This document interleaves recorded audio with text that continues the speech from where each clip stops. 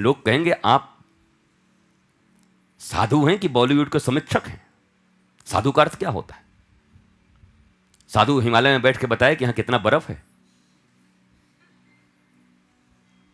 जंगल में बैठ के बताए कि कितना पेड़ बचा हुआ है।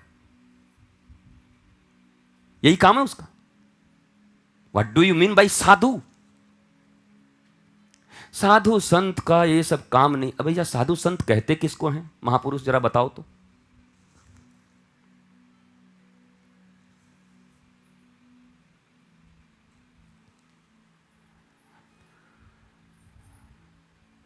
आपको तो भगवान के विषय में बोलना चाहिए। हम बैठ के उद्धव और गोपी का संवाद करते रहें और उधर 51% वो हो जाए, उसके बाद हमको तो याद रहेगा नहीं कि हम भारत में हैं कि कहां हैं। उद्धव गोपी का संवाद करते रहे, आके गर्दन कट जाए। बोला यहां आप उद्धव गोपी कौन रहे? पता नहीं है, बदल गया ये देश। आप करते रहिए बैठ के मंच पर उद्धव गोपी, आंसू बहाते रहिए मोटे मोटे, इतना मोटा कि विदाई हो गई तब ऐसे रोए तब सदा रहत पावस ऋतु हम पे। पावस तो आने ही वाला है। जो हालत है भारत की, हिंदुस्तान की जो हालत है, हिंदुइज्म की जो हालत है, सनातन धर्म की जो हालत है, पावस ऋतु ही आने वाला है तुम्हारे ऊपर। आंख से आंसू सूखेंगे नहीं तुम्हारे, जैसे कश्मीरियों के नहीं सूखे, जैसे असमीज के नहीं सूखे, जैसे बंगाल के सनातन धर्मावलंबियों के आंसू नहीं सूख रहे। अब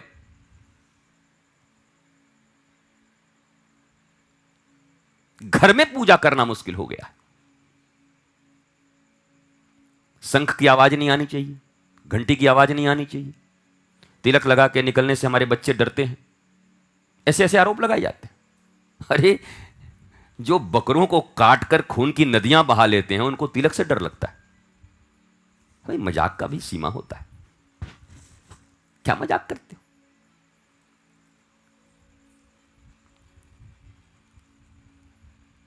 साक कंद मूल फल खाने वाले हम लोग, अन्न खाने वाले लोग, जिनके प्लेटों में सातों दिन हड्डियां ही हड्डियां निकलती हैं, उनको हमसे डर लगता है। वो खुद को सहनशील कहते हैं और हमें कहते हैं उग्र। हम साग खा के उग्र हो गए, फल खा के उग्र हो गए, और जहां हड्डी ही हड्डी है थाली में, एक दिन बिना हड्डी का नहीं है थाली कोई, वो शांति दूत है।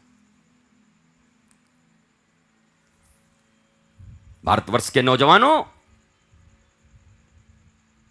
बेटों बेटियों, थोड़ा ऊपर उठो। चूहे के बिल में घुसे हुए और मल्टीप्लेक्स और मॉल और पब, इससे जरा बाहर निकलो। एक समय कश्मीर की बहु बेटियां भी तुम्हारी तरह ऐसे ही आराम से कश्मीर की वादियों में, डल झील में घूमा करती थी। महाराजा हरि सिंह का राज्य था।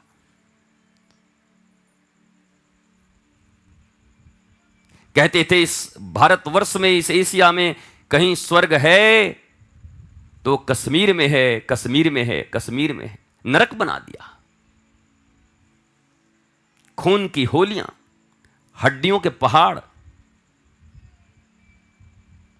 जहां शंख और घंटियां गूंजती थी वहां गोली और बारूद गरजने लगे।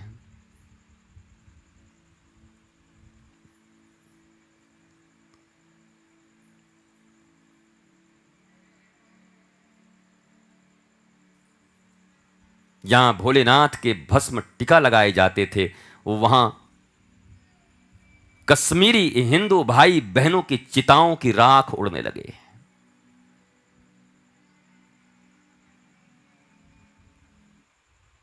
और उसके बाद भी हम अपने आप को धार्मिक कहते हैं, धर्मगुरु कहते हैं, और हम इस विषय में कुछ बोले तो बोले। आजकल धर्मगुरु भी राजनीति कर रहे हैं। धर्मगुरु धर्मगुरु तभी तक है जब तक उसका जीवन बचेगा। मरने के बाद कौन धर्मगुरु? कब्र खोद लें अपना जीते जी।